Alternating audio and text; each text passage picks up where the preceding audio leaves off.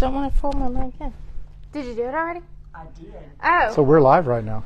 Thanks for the heads up. Hey, he told me to do it, Yeah, because it was time. but I didn't. 3, 2, 1. You're witnessing No, all you did the not. behind the scenes that we have to sometimes do when it comes to our production stuff. I have a random question, actually. Have you... You don't even want to say hi to the people? Oh. Like, we're going to dive right into the question. No, it wasn't about... I mean, it was... I warned you it that was I'm kinda going to fun. throw some curveballs. Yeah. Okay, so Eric said this one is not going to be serious. So we'll see how it goes. I'm rarely serious. That's not true. That's not I was true at all. about to say, that... I feel like maybe it's like up here or down. You had a question for me? No, I got to say hello. now. Okay. Okay. Sorry. So... That's on me, people. That's on me, not Emily. So we are here with our student pastor Eric Foshee, and we are doing this Facebook Live for y'all to get to know him a little bit better for Pastor Appreciation Month. Wait. It's Holly. Oh, God. Holly Barton's right there, just so you know Well, what we're now laughing she's at. running that way, so I don't know what's going on. But, yeah, we're getting to know him a little bit better. I have some questions from students specifically, and then I have questions that I came up with as far as just generic stuff. And then we are going to want to answer questions that y'all have. So y'all just send those through. And Miss Holly Barton is here with us. And Say hi, she Holly. is going to scream the questions as soon as it comes through. Maybe not as soon as it comes through. But she's going to be saying the questions. You were So, warned. yeah, just send those questions in. Have you or your kids, I know your kids are a little bit younger than me. Have you ever seen iCarly or watched iCarly? Yeah, my kids did. I watched a little bit, like passing. I don't think I've ever sat down and watched an episode, but yes, my kids have watched it, and I've seen pieces of it. Every time we did the Facebook, like I've done a Facebook Live, I always think iCarly. about iCarly. I'm like, 3, 2, 1. Let's shout out to all of our younger viewers at this moment who should be in school. Yeah. Okay, so the I first guess question not. They're older now. is the basis question, and it is, what ignited your passion and drew you towards student ministry? I knew you were going to ask that question, and actually Have the you saw answer. the paper? No, I didn't, but I just knew that question was coming. I don't know why, but I knew. And actually, I don't know that I have a legitimate answer to that question.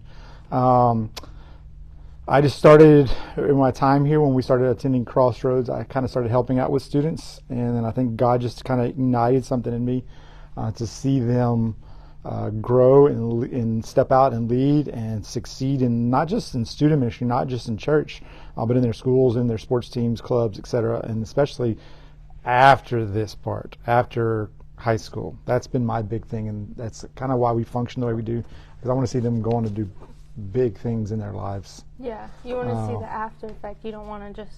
Yeah, even if I don't get to see it, I want to know that it's occurring. Yeah. And if we don't equip them now for what's to come, if we're just equipping them for now, then we're failing them.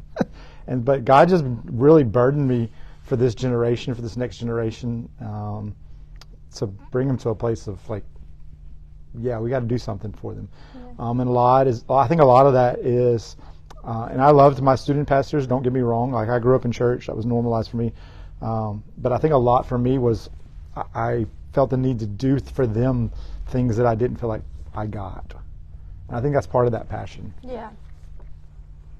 A lot of people have that in different areas, especially parenting and stuff like that. Yeah. So, Yeah. that makes sense.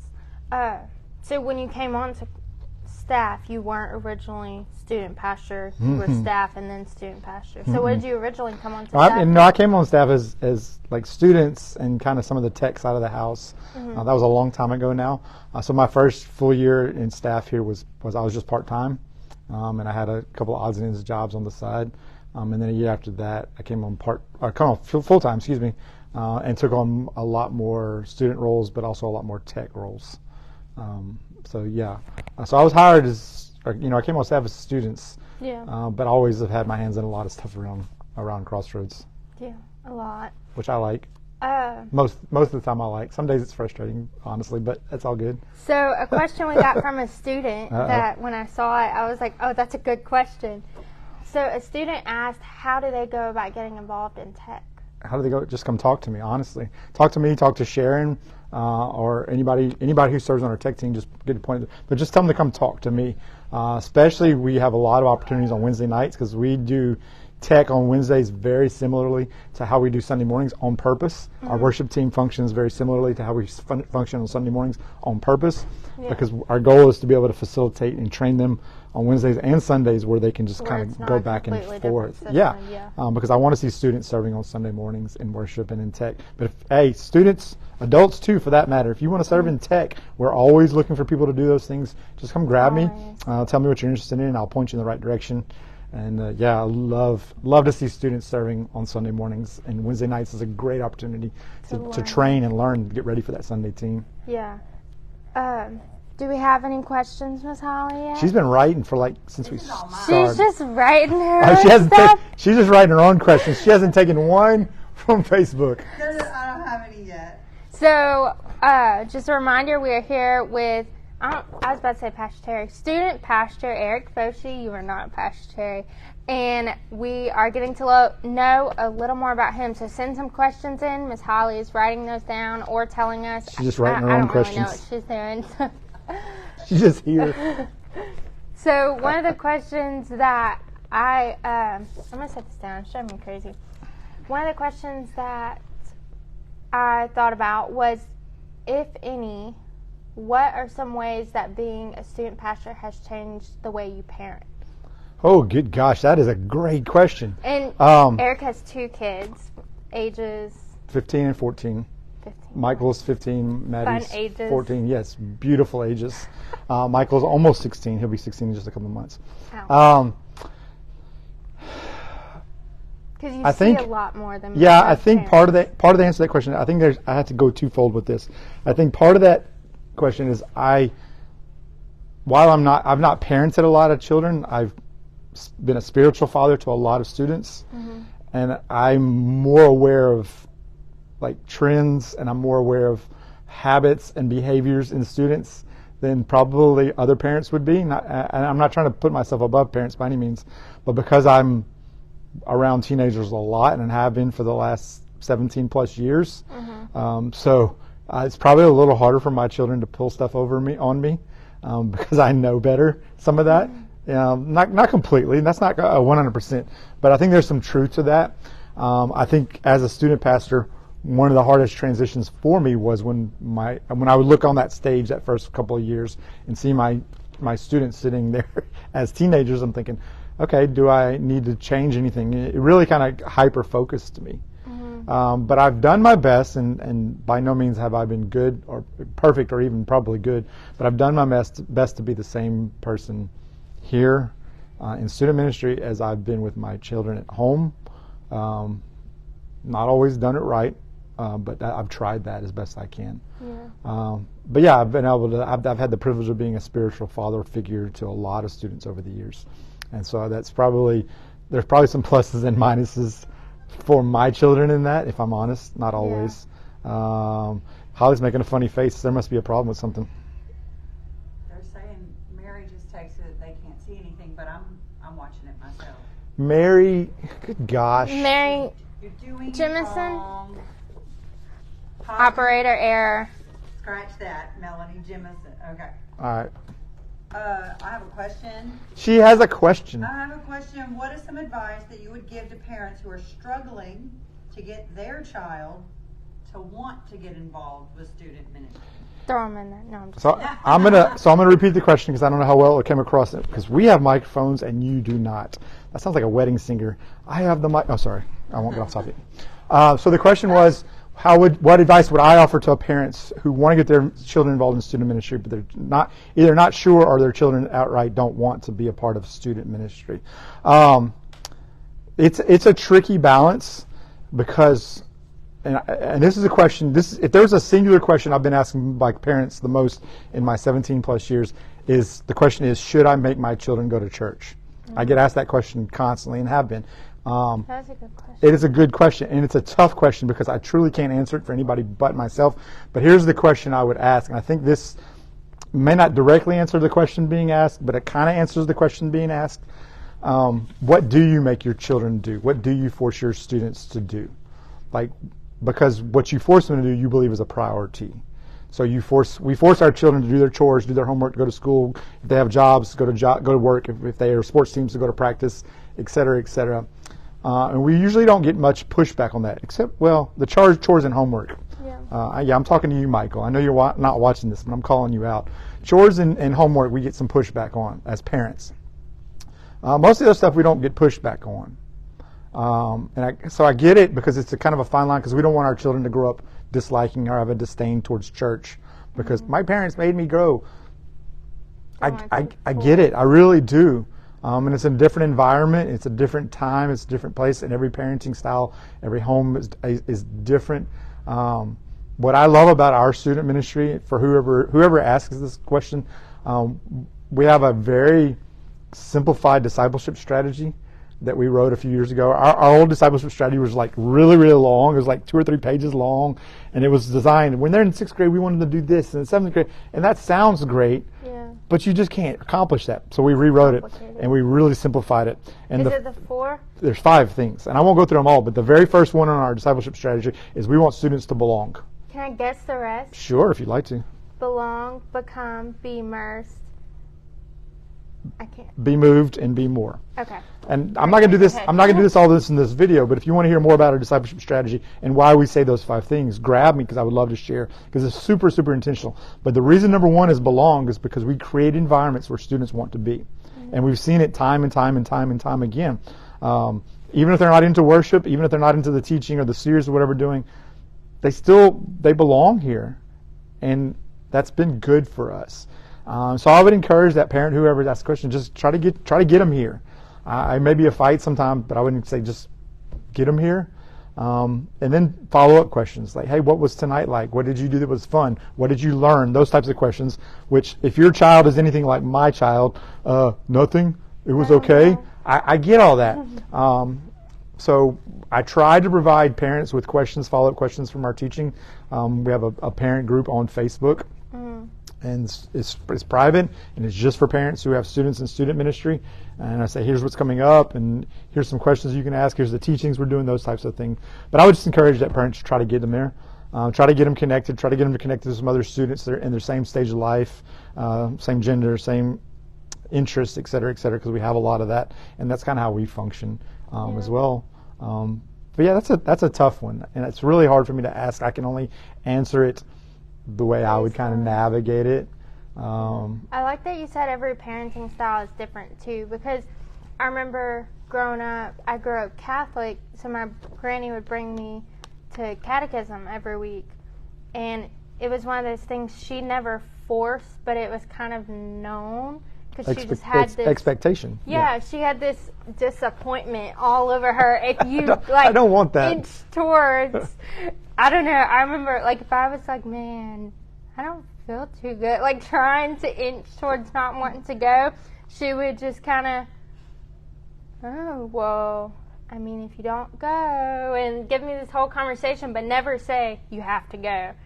And so I'm like, oh, I'm just going to go. I don't want to have to hear her say that she's upset or whatever. I don't want to do that. I don't want to go that route. I don't want it to be disappointment. But I'll add this. This just crossed my mind. I always encourage parents to be the leaders in that. Yeah. Be the leaders in the spiritual development. It's not my job to do that. It's my job to come alongside the families to support them in doing that. So worship and prayer and teaching and scripture. I think if the parents lead out that way, they're more inclined to be involved in those things beyond the home. I think they're wanting to be involved in church or extra Bible studies or like FCA groups at schools, and I think that helps a lot. And then it's also making them an example, because when I got started with Crossroads students, my dad was going to the men's group that was already on campus. So he told me, hey, they have students. I'm going to go to this, and I'm going to drop you off at this. And I was like, I don't want to go to that. I don't blame you. Resisted. I'm joking. But I'm like, well, he's going to that. I don't want to sit home by myself either. What else am I going to do? And then I started going after he had stopped going to a men's group. So it was something that, just like you said, once I got there and had that belonging, I continued to go. So I like that. That's our hope. Yeah. That's our hope. She's got a lot of questions, it looks like. Oh, gosh. Yeah. Is that from people, or is that a you still? No. Yeah, mine. I'm done. I'm done with mine. 10 later? How is God blessing you, stretching you, or teaching you in this season? How's God blessing me, stretching me, and teaching you? Is that the 3 things that were asked? How's God blessing me? God continues to bless me with how my family has chosen to do life on mission. It's not been easy. At times it's been immensely challenging. But again, go back to what I said earlier about modeling that. Holly and I have tried to model a family on mission mindset. And that, I really, that's probably the answer to the blessing and the stretching. Because again, my children are teenagers. And so there's times in which we do family on mission, whether that's like we went to Belfast last summer, or we go to lead team, or even just camp or like Impact Weekend. It's a challenge for my children, I think, to just be students and not be the pastor's kid. And we've tried to, and Terry and Sharon have modeled that very well for me. We've tried not to ever put that pressure on that you have to act a certain way just because of who you are.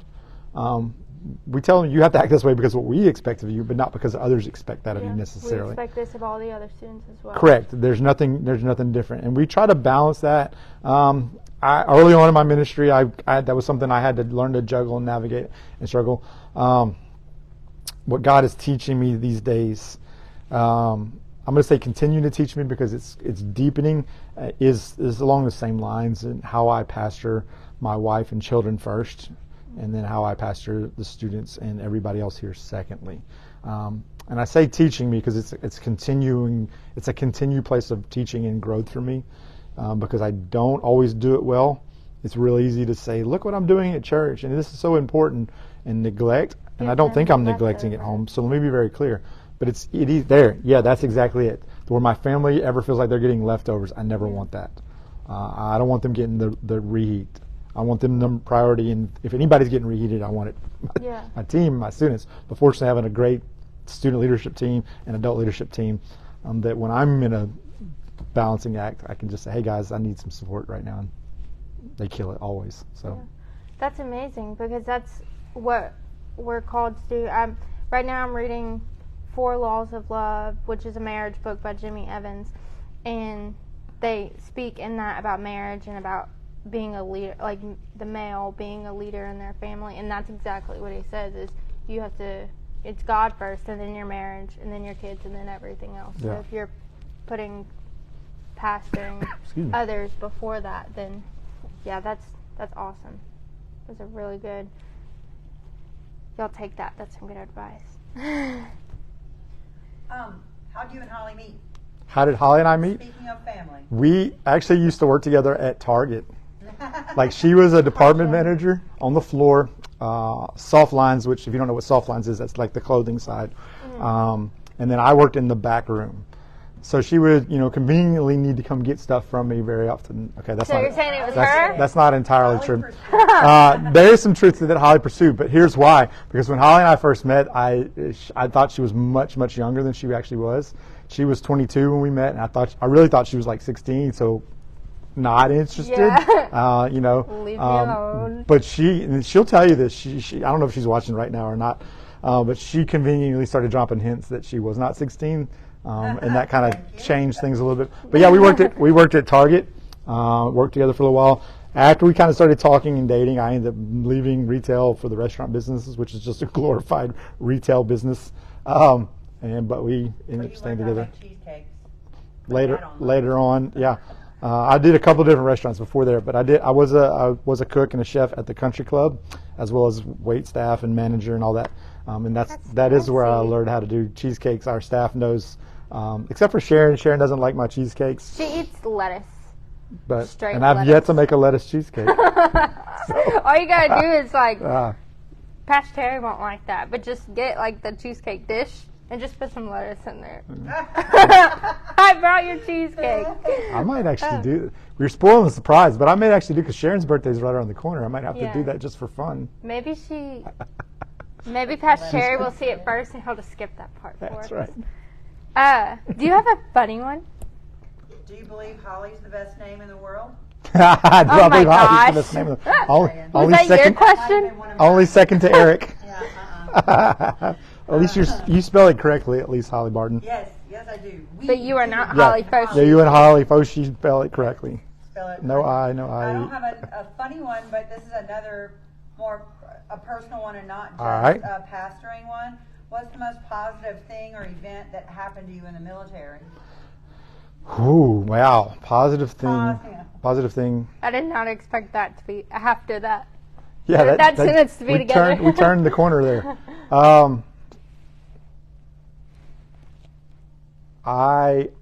I'm so glad that I served in the Marine Corps. And I'm so grateful for my time there. It was not a time in which I walked with God. I'll be very honest, and have always been very honest about that. It was not a time I was super plugged into church or in my faith. And again, that's a conversation I don't have time to unpack completely. But we can, if you want to come talk to me about my faith journey in the military, I'll be happy to share that with you. But I truly believe the Marine Corps helped make me the man that I am now. When I got out of the Marine Corps, there were some things I had to navigate, some heart healing I needed to do.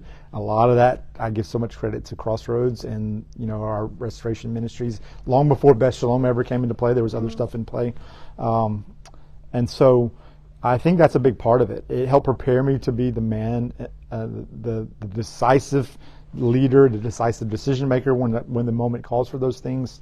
It helped me become that person. And how I lead my team, not hardcore, not yelling and hollering like a drill instructor would, but I'm very vision oriented, and I know what direction we need to go, and I have no problem leading that way. Yeah. I guess the downfall would be, and I'm much better at this than I used to be, would be I can get in, if I get into too much mission mode, I neglect the person.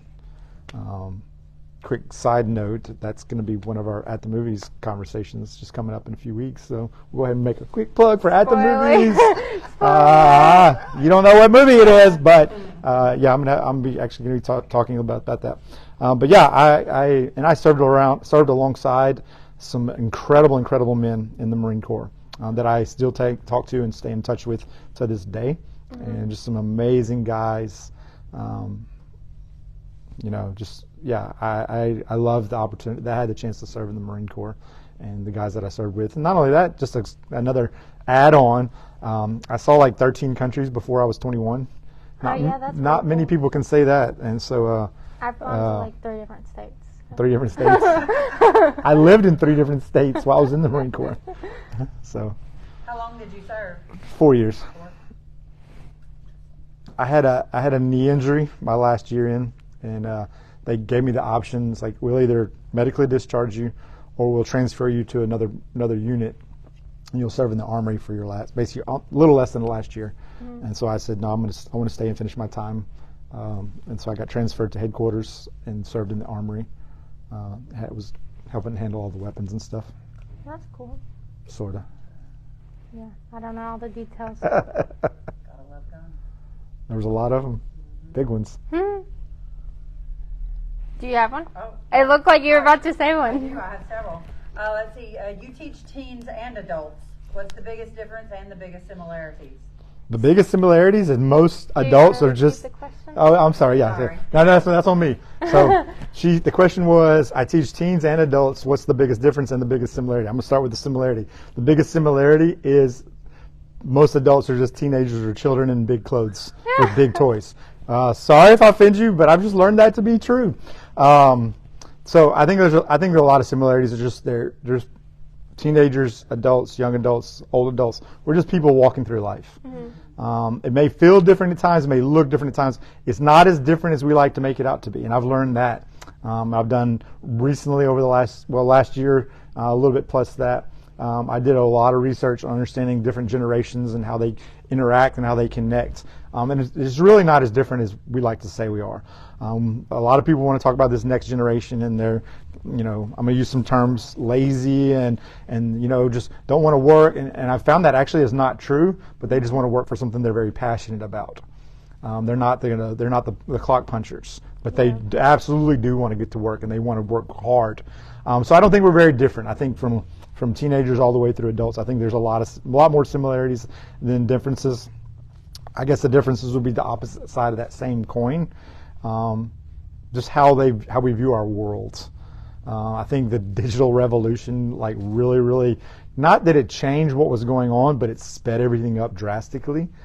And I can't imagine going to school in which everybody around me has a camera on them all the time. It's not even that it's a phone; it's a camera. Yeah. So everything that's happening is getting recorded. recorded and posted to social media. Within seconds. and just within moments.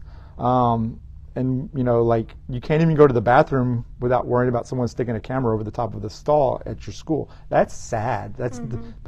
So I think, to go back to the question, and I don't want to divert, go too far off that. I think the difference is just how we view our worlds, and from generation to generation, it's just a pendulum that swings back and forth. I don't want to be like my mom and dad, so we swing it very far, and then our children, I don't want to be like my mom and dad, so they swing back, and they're more like our grandparents. And that's you can look through history. That's proven time and time and time and time again, and will continue to be proven until Christ comes back.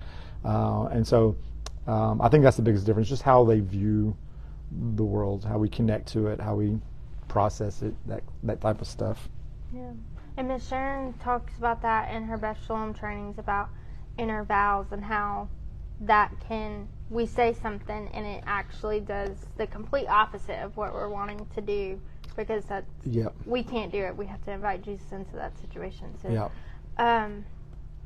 so this kind of goes a little bit into the question, because I know that sometimes the things that get taught more often aren't necessarily favorite things to teach on, but what needs to be taught on the most. So what do you think is something that is a common thing that you teach on in student ministry? In student ministry? Mm-hmm. Well, truthfully, we have four things that every year, every ministry year, we teach on these four things at some point throughout that ministry year. And sometimes we teach pretty much the same way that we did previous. Other times we kind of rehash it and try to change it up a little bit. We always teach on identity. If students, and this is true of adults too, I believe, but if students can learn who they are in Christ and live out that, all these other things that we want to pound them with, I don't think are quite such a big deal, because they know who they are in Christ. So that all these other things. So we always teach on identity. We always do a gospel-centric, just straight up salvation type message. We always teach on worship, because we want them to understand what worship is, how do we do worship, those types of things. And then we always teach on relationships, and not just dating relationships, all relationships. Yeah, you're going to have relationships the rest of your life. Correct. And so every year we're going to teach on those four things in some capacity. But I think the identity one is numero uno on the list. Oh yeah, it goes with all the other things. Yeah, but again, if I know who I am and I'm solid in my relationship with Christ and my identity in Christ, the things that are going to come at me, and yes, there are things that are going to come at us. They're a little easier to navigate, because I'm not focused on the. I'm focused on the. I'm focused on the root instead of the behavior, or I'm focused on the disease instead of the symptom. Yeah. That's kind of the opposite of what I'm really saying, but that's a good analogy. That being proactive instead of reactive. Yeah. In a way. Yeah, and so I think identity would be number one, and realistically that's probably true beyond student ministry, but especially in student ministry. That's huge. Especially in student ministry. Huge. Yeah, obviously Sharon just did it. Yeah. She just did 3 weeks on identity on Thursday nights, and obviously was awesome. And so I think it's a big deal to understand our godly identity. Do you have any questions? Don't forget you want to follow up on that one? Send questions in if you have any questions for Eric. Not Eric. Miss Holly is writing those down or saying them or whatever. But she is keeping track of all the questions. So if you have questions, send them through. Here's a funny one. Funny one. Huh? What's a talent you definitely don't have? A talent I definitely don't have? Like whistling or remembering jokes. Or dancing, singing. drawing. What's something you definitely ain't got? There's Let's hear nothing. the whistle. There's nothing. I can do it all. No, I'm joking. Oh my gosh. I guess a talent that I used to have that I wish I would have kept was piano. I was a music major in college, and so to be a music major, you have to take 4 semesters of piano. That's required for every music major, and I just didn't keep it. I didn't practice it. Like I could go over there to the keyboard and like slowly kind of comp through and figure out chords, but I can't play the piano. So don't use it, you lose it. I think that would be it. That's kind of a regret in my life, and I don't have a whole lot of regrets. I've been fortunate to bring those regrets to God, but I regret not keeping my piano chops up, because I can play bass and drums and and guitar, but I can't play piano anymore. So that's a talent I wish I had, Holly. Thanks for bringing it up. I was like that about whoever French. asked that. I took French immersion where you like every subject you did in French. You did in French. And I did it all the way up until 4th grade, and the counselor, I wanted to get out of it, and she was like, if you go to 5th grade, like, I would go, you already did all this time, just finish. And I was like, nope, don't like it. And then I had to take French in high school, and it was nothing compared to, but I pretty much just lost all of it. And I was like, man, I wish I would have used that. It's good to know more than one language. Mm-hmm. Do you have? So a lot of students don't talk to their parents. Yes, correct. A lot of students don't talk to their parents. Is there a big barrier, that's a commonplace barrier? And is there a better adult response to help bring that forth in adult-child relationship, parent-child relationship? Yeah, so the question was, a lot of students, a lot of children, teenagers and beyond, and younger probably, don't really talk to their parents.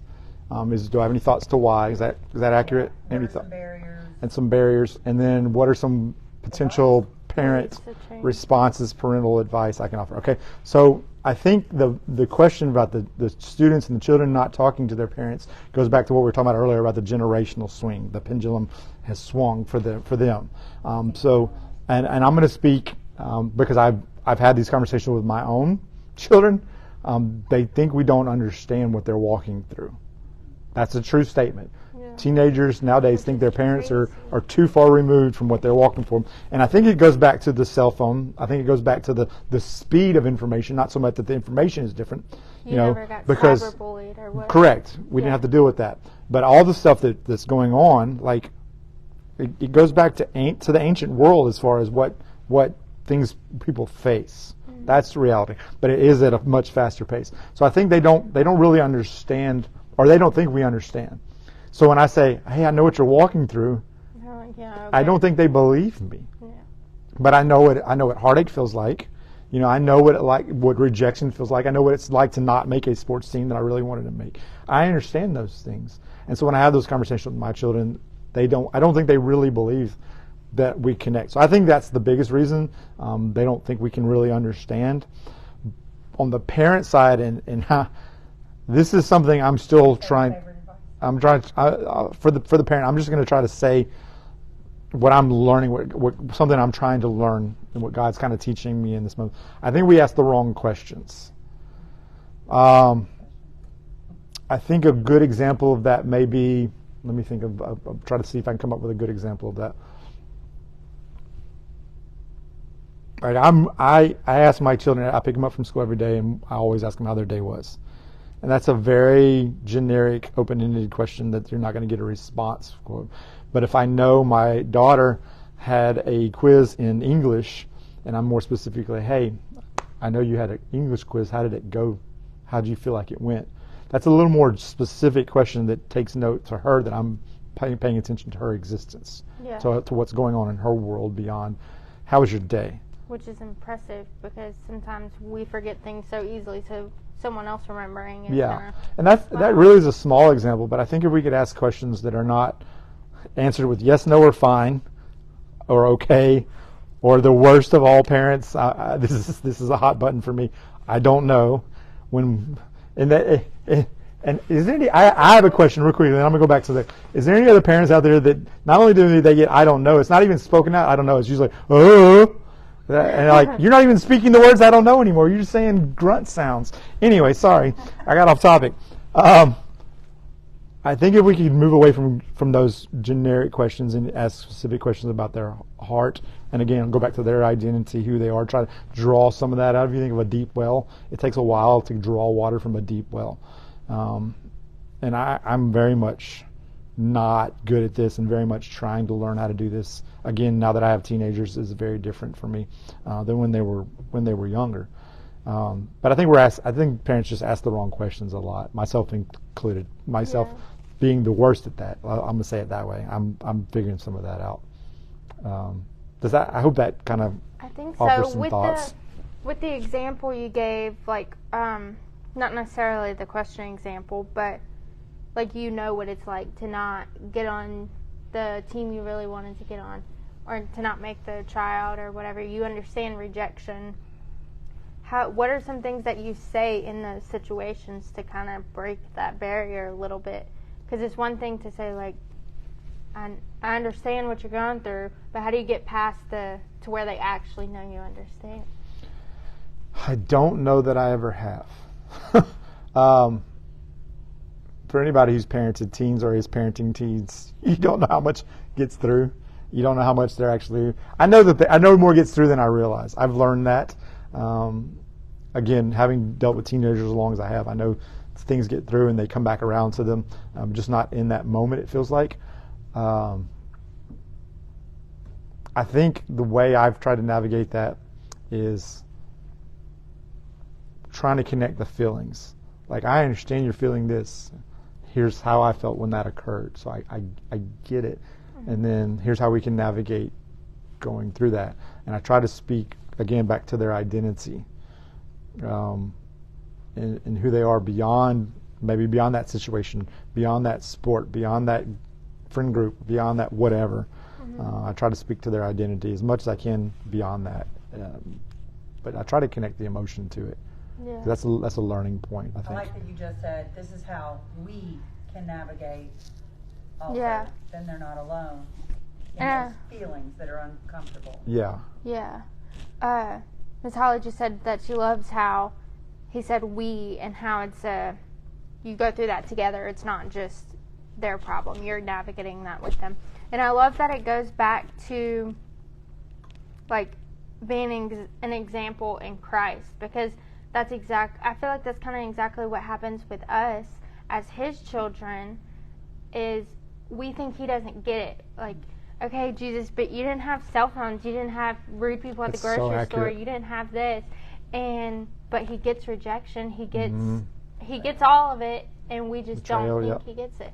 And that's so good. He connects back to our identity. That'll preach right there. I'm right. I'm using that. I'm using that. That's in a sermon I'm writing. Yeah, that's good. That's really good. Yeah, thank you. I just love that. It's like our job is to be little Christ, and that's what you're doing in your parenting style right now. So. That's what I'm trying to do in my parenting style. Parenting, yes. My favorite parenting advice that you ever gave me. Oh, good gosh, you got to. Huh? Oh yeah, you got it. I call it the art. It's called the art of not flinching. Your face. Well, your face, your body language, your tone. I call it the art of not flinching. You can't be if you finally get to a point in which your teenager has come to you to share some big news about their life. Do not make a face. And you flinch, they will never. It's done. They see it. They can spot it like that, and they see it on you, and then they're not going to talk to you anymore about that stuff. But if we can train ourselves to not flinch, and I've had to do this in student ministry. I teach. I say this to both our student and adult teams currently in student ministry. You train yourself not to flinch, and if you act like what's coming out of their mouth, you expect it to come out of their mouth. It's become normalized. Even if it's the worst news in the world, if we can teach ourselves to take a breath and instead of reacting but responding, which again I'm super not good at that still. I'm learning. God's growing me. But if we can just kind of, I think that's good advice. The art of not flinching is what I call parenting, but in relationships in general, because that's something important in Beth Shalom. Because you don't want to be having a Beth Shalom session and someone's, you did what? Yeah, yeah, exactly. That's not going to go very good. I don't think Sharon would. Terry might, but Sharon would. I don't know. I bet he's probably pretty good when he has to be. But no, I know he is, because he's done one of my sessions. I'm just giving him a hard time. Has to be. And then in marriage and stuff like that, because I've seen, and I can feel it if I say something to someone and they make a face or they anything. Flinch. I'm they like, flinch. Yep, nope, not doing that again. They can't handle it. Yeah, so that's really good advice in general. I have a totally off the wall question. I like off the wall. Sometimes. If it was, aside from all the other important things, if it was your last day on Earth, what would you eat for breakfast, lunch, and dinner? Oh, good gosh. I'm not picky. Would you eat breakfast, lunch, and dinner? Yeah. If it's my last day, I'm probably not going to stop eating. I'm just going to save a lot. No, I don't know. Am I by myself or am I with my family, or like what's going on here? I don't know. Whatever you got to give me some context. You got to give me some context. But it's whatever you want to eat. Okay. Like, it's your last day. The thing about it is I'm just so not picky, obviously, when it comes to food.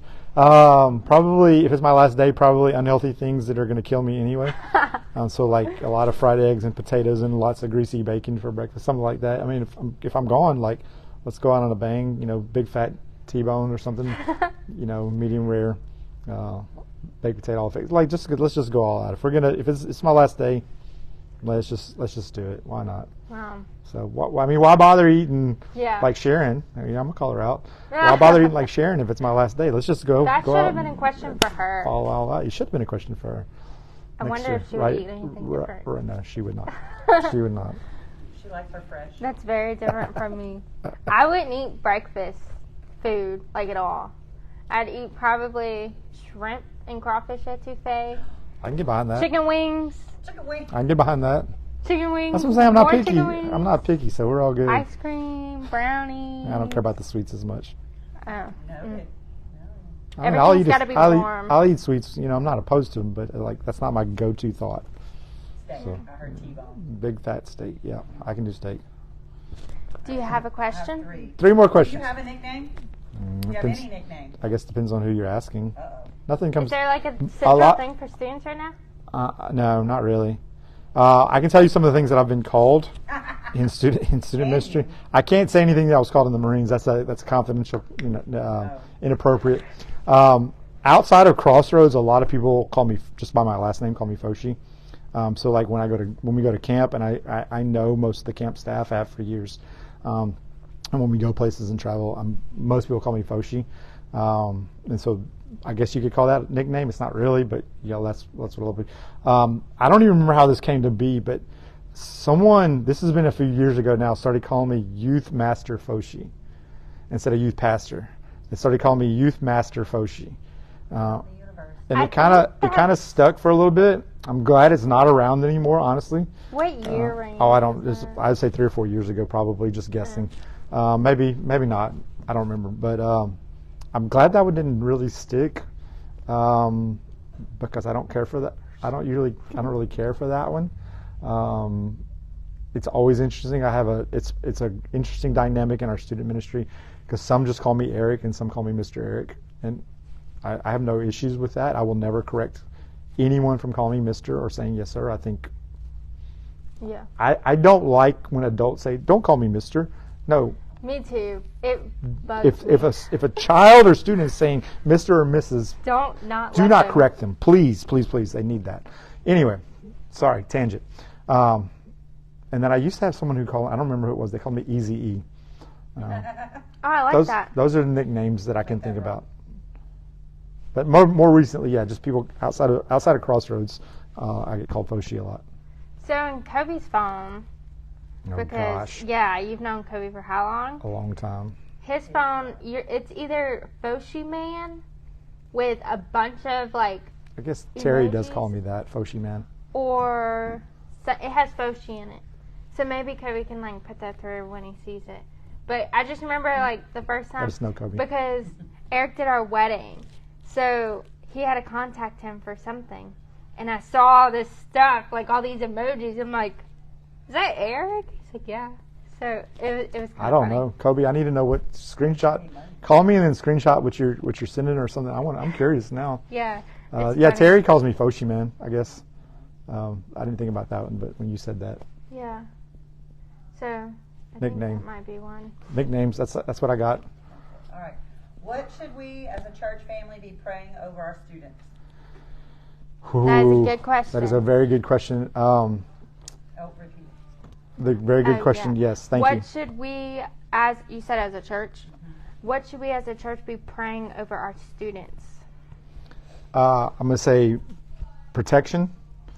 There's a very real enemy seeking to destroy them, and it's coming at them. I would pray power, that they go wherever they're at, like I said, in their schools, in their sports teams, in their clubs, in their jobs, etc., that they carry the power of the Holy Spirit with them. And just to be a light. I pray that they have a light that shines brightly in some very, very dark places, as how I, Holly and I my Holly, not the Holly that's sitting here, just for clarity's sake, Holly Foshee. We typically tell our children, have a great day. Until we do your best and be your best. And we remind them often to be a light. But I would definitely pray protection, definitely pray power, and definitely pray God's light over them as they go into very, very dark places in their schools and sports teams. Those are some dark places. Yeah. That's how I would encourage our church to pray for them. And then I'll add this one just crossed my mind. They need godly people in their lives. There's not a lot of presence of Christians at our school. So if your child is a Christian and go to school, encourage them to be a Christian at school. Anybody can be a good Christian at church. It's a lot harder out there to be, but they need to do it together, and too many of them feel like they're standing alone. Yeah. And when they stand alone, they don't stand for long. So pray that God puts some godly people in their life, godly friends in their life that'll love on them, that'll hold them accountable, to speak scripture and prayer over them and stuff like that. So yeah, those are big ones. That's a great question, whomever asked that. But yeah, as a church, let's pray that for our students because it's needed badly. Yeah. I have a question that kind of ties into that. That question was more on prayer, but my question was, what is something that you noticed that this generation or this season of students are lacking tremendously? What is something that we as a church family and as a family at home need to be targeting? It may very well be what I just said about the camaraderie, the doing it together, the co-laborers.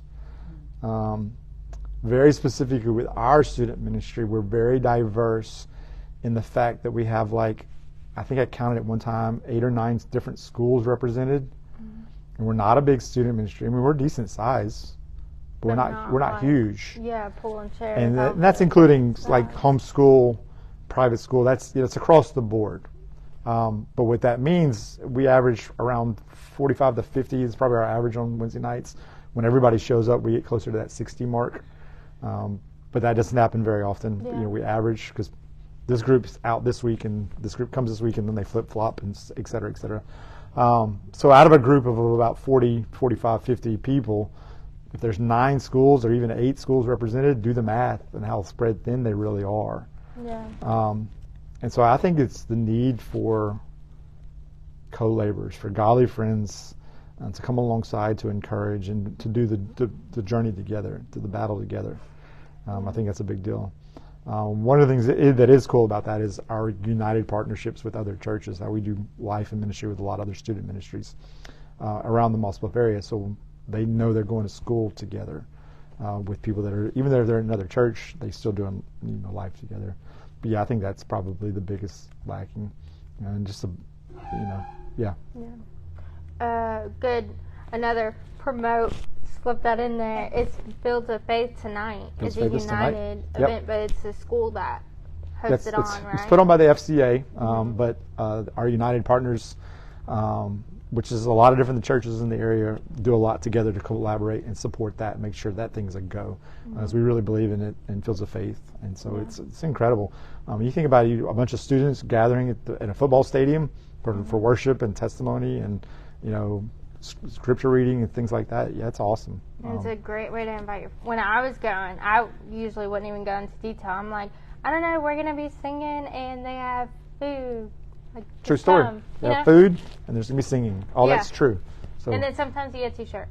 So that's even the... I don't think there's t-shirts tonight. Sorry. I don't know why I'm apologizing to you. You're not going to be there. Sorry if you wanted a t-shirt. I'm going to be there. Okay. You had another question? You had a question. One more. What is your favorite subject to teach on, and what are some of your favorite events you involve your students in? What is my favorite subject to teach on? What are some of my favorite events that we do? Last two questions, actually. Questions. I'll fit them in. My favorite subject to teach on, believe it or not. I have a last question, actually. That the was most the important one last. All right. Man, you're popular. It would be really easy for me to say identity, and there's probably some truth to that because I feel like I drove that home. I, believe it or not, enjoy teaching on relationships. It is intriguing, and I think most students don't know how to do it correctly, and so especially when we get to dating. It's such an interesting thing because we get asked about dating a lot in student ministry. Yeah. And my response is, some of my older students could probably quote it because they've heard me say it so many times. It's pretty standardized nowadays. When students ask me about dating, here's my response, and this is true. So parents, hear me out. This is a true statement. This is 17 plus years of student ministry experience speaking. I'm wondering if what you're going to say is Students what I'm are not ready to date. However, because they're going to do it anyway, let's teach them how to do it correctly. That's what it boils down to. They're not emotionally ready to attach themselves to another person. And we read passages of Scripture like in Genesis when it says, he shall leave his mother and his father, and the two become one flesh. A And we, student isn't going to leave his mother and father, yeah. but even beyond that, they're not going to leave their parents. But we like to think of that one flesh as like the marriage night. But truly, that's kind of more of a culmination of that process. And the two becoming one flesh begins when an emotional attachment occurs between two people. And so when a 5th grader or 6th grader or 7th grader, 8th grader, 9th grader, 10th grader, maybe when you get into 11th and 12th grade, it's a different story. But, these children, because that's what they are, start attaching themselves to other children. That's what's occurring when they start, I don't care what you call it, dating, or we're just talking. They're not real good at defining relationships, to be honest with you. They're not ready to enter into those relationships. And so because they're not, but many times do it anyway, I want to teach them how to do it correctly. And I tell them very honestly, pain is going to be involved. I want to teach you to navigate it so it's the least pain possible, and you grow the most from it. Yeah.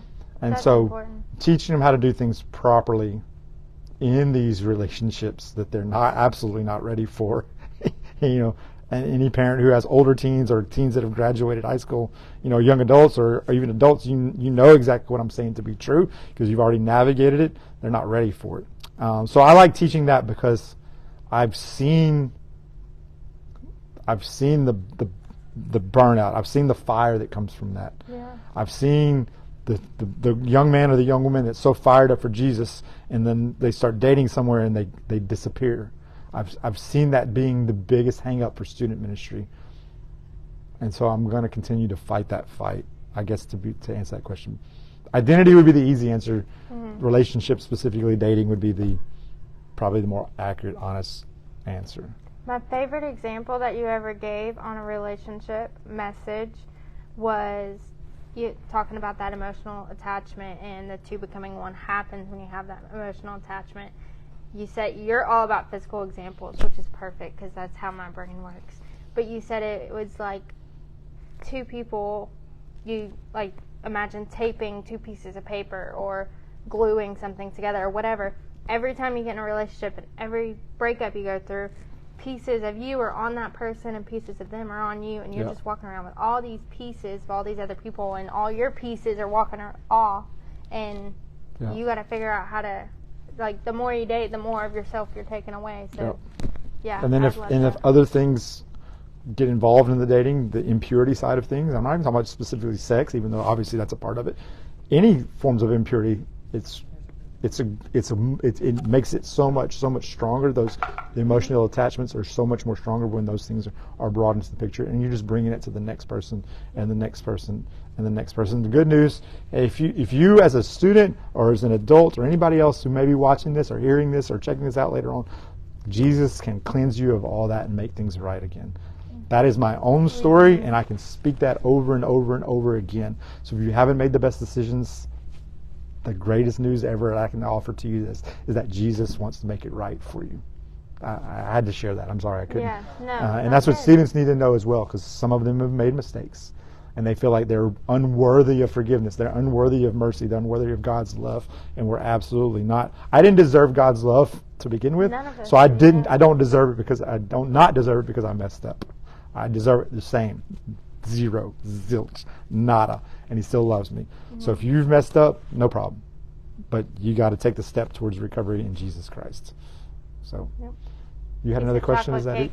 Did you have one? That was the second part. Events, favorite events. Oh yeah, you asked me about favorite events. I'm gonna give you my three favorite events that we do every year. Generate Camp. Generate Camp is an amazing opportunity. Summer camp is awesome. Summer, right? Summer camp, yeah. Regular or lead? Summer camp. Hold on. Okay. Let me come back around to that. Summer camp is amazing because it's 1 week of the year that pours back into our big picture discipleship strategy. And so I'm a big fan of it. I love Impact Weekend. Impact Weekend is a United Partner event, and it's coming up. It's going to be February 2nd through 4th this next year, 2024. Early bird registration for that is opening November 1st. Plug. Yeah. Holly. And so get your best, if parents, get your best price November. That's going to be the best pricing for Impact Weekend. So that registration will be opened up really soon. Love Impact Weekend. I love what it stands for. That goes back to the connecting other students. Like they see, I didn't know that person was a Christian. I see him at school all the time. Now they're seeing other students they're doing life with in their, again, schools, sports teams, clubs, etc. Yeah. In a worship setting. And Impact Weekend has grown. We're anticipating somewhere around the 700 to 800 student mark this year with all the churches we have involved in it. That's awesome. We're going to cram them in here in the overflow. No, I'm joking. It's not in the overflow. It's not here at all. They're going to be sitting in the ceiling. That's right. We're going to hang on. And so I love Impact Weekend. And then the third one, and it is in no particular order because they all have different purposes, is Lead Team. You referenced that. And what Lead Team is, that's Generate Camp, but we take some of our older students and they go serve at a camp. So it's leadership development, which is a big part of our student ministry. We do a lot of student leadership development here in our student ministry. Again, if you go all the way back to the beginning of this video, I talked about how I want students to leave our student ministry prepared for the real world. Leadership development is a big part of that, and Lead Team plays a huge, huge role in that. And they go out and they have mentors for the week from the Generate staff. Each one's assigned a mentor that they spend time with and poured into. But also each one, they lead out in a lot of different areas throughout that week. Like it's not, no, I don't feel like it. This is I'm going to kick you out of your nest kind of situation. And so those are my absolute three favorite events that we do every year. And there's some other amazing events we do, don't get me wrong. Mission trips, some really cool stuff, Serve Saturdays, those types of things. But those are the big events. To answer specifically about events, those are them. Yeah. Love it. Okay, so last question. This one's long. I'm kind of sorry, you guys. I'm getting old for these events, so if any of y'all want to come alongside and come do some of these events with us, I could use the support. Wait for the live or the camps? The camps. Yes, yes, both. If you want to come jump on live, but no, Answer the camps. questions for you. It's camps, but yeah. So the last question, it's a pretty big question. What would you say, or what advice might you give if there is someone watching or someone in your student ministry that wants to kind of follow in your footsteps and is interested in becoming a student pastor? Don't do it. Oh, okay. I'm joking. Here's the way I have told people that have asked me that question. Make sure you're called to it. It's not just something like, oh, that's cool. He looks like he's having fun all the time. He's hanging out with teenagers. Like, there's moments where that's true. That it is fun. It is cool. Whatever vernacular you want to use. But there's also days I've prayed to God for Him to release me from this. Like, I don't want to do this anymore. Can I go do something else? Can I go back to the restaurant business? I've prayed those things honestly, and that may sound like hard for people to hear. And He says, "No, I'm not finished with you yet, and I'm still here. And as long as He's not finished with me, I'll remain here." But you got to know that this is what Jesus has for you. And you don't hang your hat necessarily on the calling, but sometimes the calling is all you have to hang your hat on. Like some days when because ministry, any form of ministry, all ministry, no matter what level, no matter what you're doing, is challenging at times. And there's days that it's very discouraging and very lonely. And, it's hard not to fight the battle of wanting to give up. And I've been there. I think everybody in ministry. I think everybody in ministry has been there at some point. And so I have to say, no, this is what Jesus has called me to, and He's going to see me through it. So start with the calling. But if I have a student that wanted to say, hey, I really feel like God's calling me into ministry, I'm going to give them the opportunities to do ministry. If they want to learn how to teach, I'm going to walk alongside them and help them learn how to prepare teaching and lessons and preaching, and even give them the opportunities to teach. And many of our students and other our adults on our team have taught on Wednesday nights and different times throughout the year. And I'm going to give them those opportunities. And that may be the point, like, never mind, I don't want to do this anymore. Or maybe the point is like, this is really awesome. This is what God's calling me to. Or both at the same time. I don't want to do this, but this is really where it's God's calling. That's pretty accurate as well. And so, but yeah, I tell them to make sure you're called to it. And then I give them opportunities to do it. And even for those that aren't necessarily called to ministry, I'm going to give them opportunities to do ministry. Sometimes others Yeah. Yeah. Yeah. I think that's the privilege of any leader, is to see in others what they may not see in themselves. And then it goes back to the well analogy, try to draw it out of them. And that's what we try to do with our students. So. Okay. Can I go eat lunch now? I'm hungry. Yeah, me too. It's We're time going to it's time close. to eat Miss lunch. Holly's going to click the button for us.